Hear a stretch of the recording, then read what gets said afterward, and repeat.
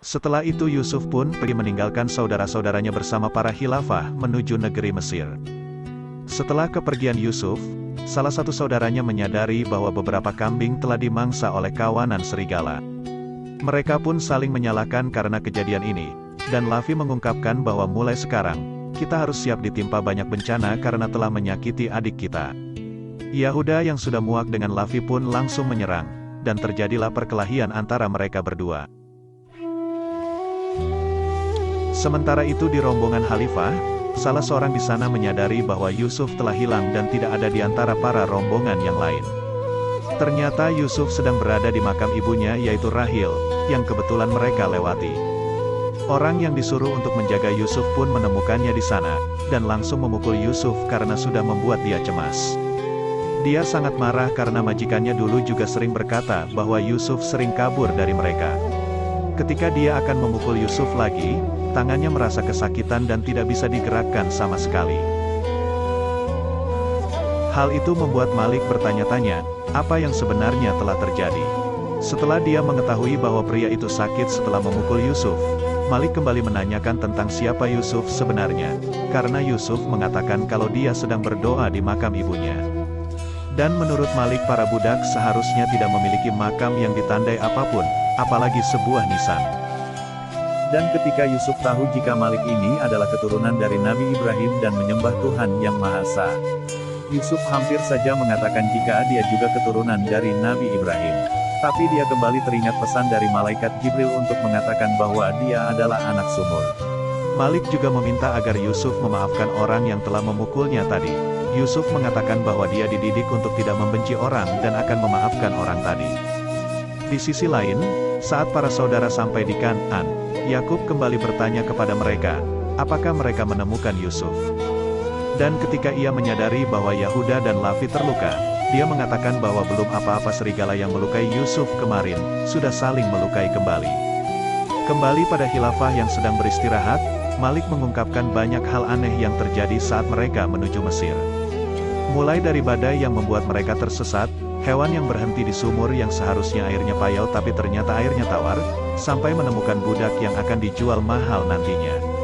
Ia berpikir bahwa semua itu memanglah kehendak Allah Subhanahu wa Ta'ala. Sementara itu Yusuf terus memperhatikan orang yang memukulnya tadi sedang berdoa kepada Tuhan Ashitar, sesembahannya, dan meminta pertolongan kepadanya. Yusuf pun mulai berdoa kepada Allah untuk menyembuhkan tangan orang tadi, dan mulai memijat tangan orang itu. Dengan kehendak Allah, tangan orang itu sembuh dan kembali seperti semua. Orang itu pun langsung kaget dan menanyakan apa yang telah kamu lakukan, hingga membuat tanganku sembuh.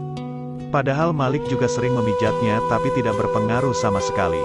Salah satu sahabat Malik yang dari tadi memperhatikan itu pun heran dengannya, dan menanyakan apa yang kamu lakukan tadi saat menatap langit. Apakah kamu penyembah bintang?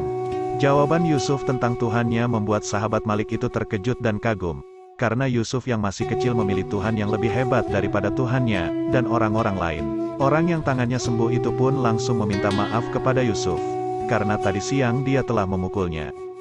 Yusuf sebenarnya rela dipukul oleh orang itu, jika nantinya dia akan mendapatkan hidayah dari Allah. Sahabat Malik tadi, juga memimpikannya Yusuf jika saat dalam melewati ladang yang tandus, ladang itu langsung ditumbuhi tanaman yang hijau, dan di atas kepala Yusuf ada awan yang memayungi dari terik matahari. Hal itu membuat dia mulai bertanya-tanya, siapakah sebenarnya Yusuf ini? Siang harinya, kejadian tadi malam itu diceritakan kepada Malik, tapi Malik mengira bahwa dia sembuh karena Yusuf sudah memaafkannya. Tapi sahabatnya mengira bahwa Yusuf ini adalah salah satu wali dari Tuhan. Tak berselang lama, ada seorang kakek-kakek yang sedang sakit, dan Malik mengira bahwa umurnya tidak akan panjang lagi. Yusuf yang merasa kasihan pun selalu menemani kakek itu dalam perjalanan dan selalu mendoakannya. Dia juga mengatakan kepada sang kakek, bahwa hidup dan mati adalah keputusan Allah, dan menyuruhnya agar tidak putus asa. Yusuf terus berada di sisinya dengan memijat-mijat sang kakek, dan dengan kehendak Allah kakek itu akhirnya bisa bangun dan bisa berjalan seperti layaknya saat dia sedang sehat. Sahabat Malik yang terkejut pun kembali menanyakan ke Yusuf, apakah dia yang menyembuhkan kakek itu, sama seperti dia menyembuhkan tangan Kitmir. Nabi Yusuf berkata bahwa yang menyembuhkan sang kakek adalah Allah. Dia hanya berdoa agar Allah menyembuhkannya. Hal itu membuat rombongan dan Malik merasa terkejut. Saat mereka melanjutkan perjalanan, Malik menjelaskan kepada Yusuf tentang negeri Mesir yang maju, dan memiliki pemerintahan yang jelas. Yusuf kembali berdoa kepada Allah dan memasrahkan dirinya di negeri asing yang akan segera Yusuf datangi itu.